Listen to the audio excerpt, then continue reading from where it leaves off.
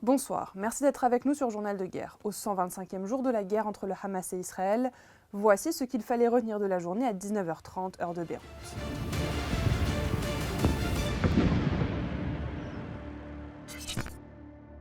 Tout d'abord, un point sur la situation à la frontière libano-israélienne. Un responsable du Hezbollah a été visé lors d'une frappe israélienne sur sa voiture à Nabatie. Si l'armée israélienne a affirmé l'avoir tué à 19h30 heure de Beyrouth, la milice chiite n'avait rien confirmé à ce sujet. Dans la journée, plusieurs raids israéliens ont visé Aït al-Sha'b et Khiyam.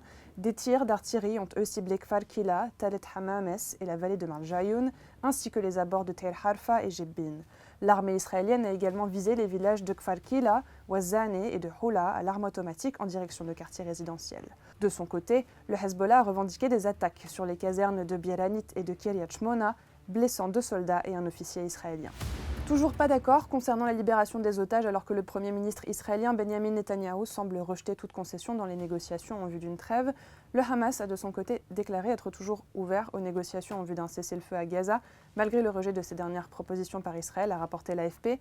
Des déclarations tenues aujourd'hui au Caire où s'est ouvert un nouveau cycle de négociations parrainé par l'Égypte et le Qatar.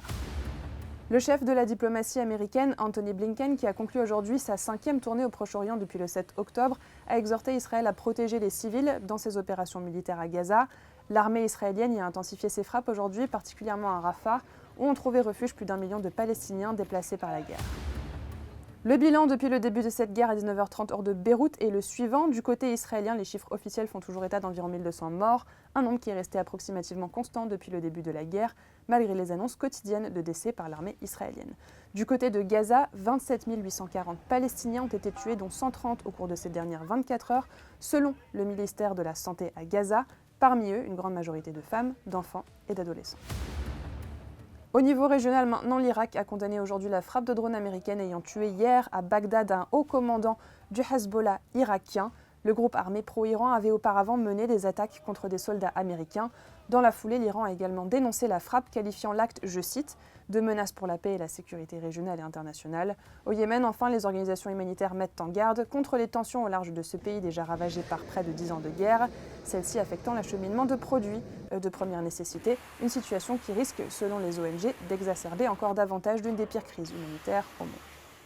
Merci de nous avoir suivis sur Ici Beyrouth. On se retrouve demain pour un autre résumé de la situation. Vous pouvez suivre toute l'actualité concernant cette guerre sur notre site web www.icibeyrouth.com sous la rubrique Guerre Israël-Hamas ainsi que sur nos réseaux sociaux.